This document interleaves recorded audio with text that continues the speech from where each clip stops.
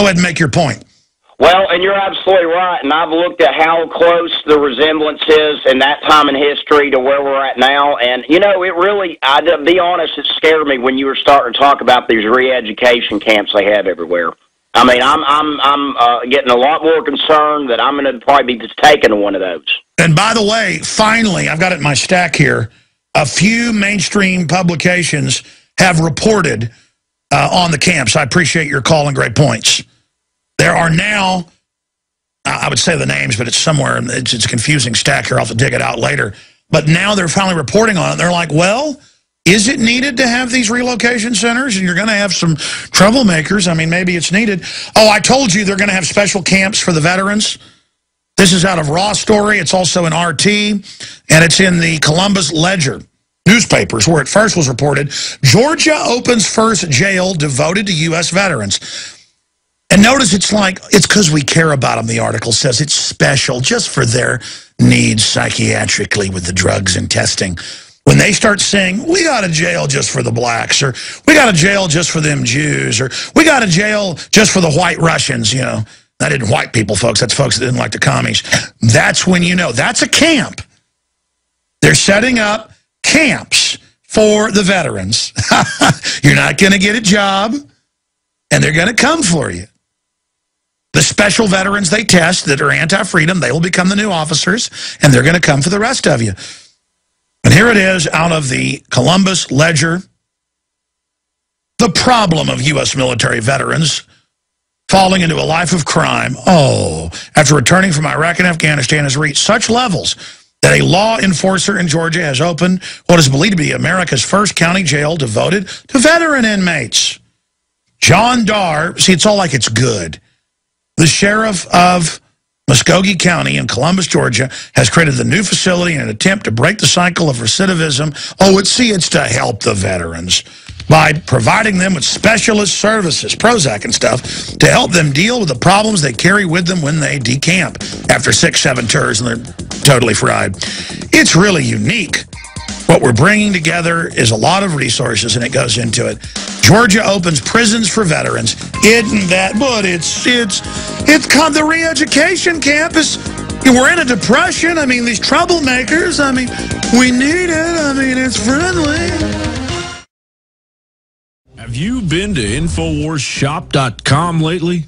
Express your inner patriot with these brand new InfoWars t-shirts. Say it loud with the InfoWars Bullhorn shirt, or educate the sheeple with the Bill of Rights shirt.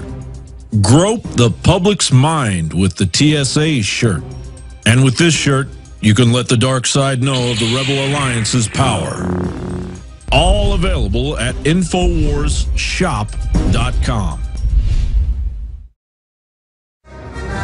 We're going to also get into the new underwear bomber, even better than the last fake guy they had. They just say they don't know where he is, but he exists like the boogeyman. We'll take a few calls, and then I've got a very special guest joining us with some breakthrough information. I'm just going to leave it at that. Right now, let's go to Chris in Georgia. Hey, what do you think about putting veterans in their own re-education camps where they can be helped? Alex. Yes, sir. Hey, you're great. Listen, two things real quick, I hope. Remember Nancy Schaefer in Georgia, the state senator, probably murdered because she wanted to close down DFACs? Well, she called me. She said, I want to come on next week. I've got the documents where they shop the kids on the sex rings. The top dollar ones are braven hair, green eyes. I mean, the CPS is a pedophile group, and they're shopping them, and they came and killed her and her husband, yeah. She calls me, I want to come on next week, I've got them, this is incredible, and then she dies 2 days later. Two more mysterious deaths. 2 state representatives died of heart attacks, one who I knew personally. Oh. And Bobby Franklin, and one other I don't know the name of, but they both coincidentally, Georgia state representatives wanted to close down DFACs for you-know-what. Tell me tell me what they were going to shut down. Well, they wanted to close DFACs down in Georgia. Here it's the Department of Family and Child Services. Yeah, that's right. You don't shut that down, buddy. You know, so that's possibly 3 murders in a row So, I mean, it's not proven. They both. Well, do you know how big mining our children is to the globalists? It's a mining operation. I mean, again, the average CPS is not even real courts. It's all eugenics. It's all fake. Check out how the family courts were started. But the CPS, the majority of them are private contractors. And most of those contractors are DynCorp. Well, DynCorp has been caught worldwide running sex slavery. I mean, you cannot make up the magnitude of their evil. Alex? Yes, sir. Yeah, then another one. Have you heard this rumor? It's this guy Drake on the internet. I think it's a hoax. He's saying the cavalry's going to come in and rescue us. No, that's always, for 17 years on air, all I hear is about Nasera, and there's good guys, and everything's good 6 months from now, to make you not take action. It's like another fake rapture deal, or it's like, the New Agers think 2012 is the end of the world. So why should you get involved? Because the good guys are coming to save us. Absolutely, I agree 100%. I'm telling all my friends it's a hoax, but all these people, people that don't even. Yeah, and you won't be right in a year when it doesn't happen, and the magic good guys save us. You'll be bad because you were right, and there'll be a new good guy that's going to save us. And there's always groups that are going to deliver letters to the government, letting them know they're illegitimate, and the government's just going to agree and stand down.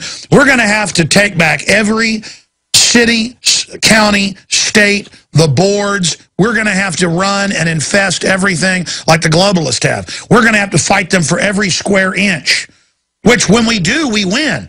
But if we just go, oh, it's the end of the world, my preacher said, praise the Lord, they want to make the troops take chips. I'll be teleported out of here in a minute now.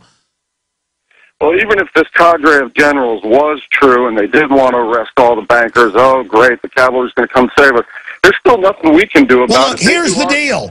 Here's the deal. I was talking to a 3-star retired general just a few nights ago, and then separately talked to some other folks who are next-door neighbors to another retired 3-star general, and how all the military loves my show, and, oh, they're awake and they know it's true, but it's compartmentalized. The current generals they've got up there at the top, the Joint Chiefs of Staff, and the actual people running things, they are globalist. Now, below them, there's lots of good people, even high level. But just to imagine there's some magic counter coup d'etat, which is French for coup d'etat, that's going to save us. It's a pipe dream. It's a lie. We're going to have to fight for every square inch.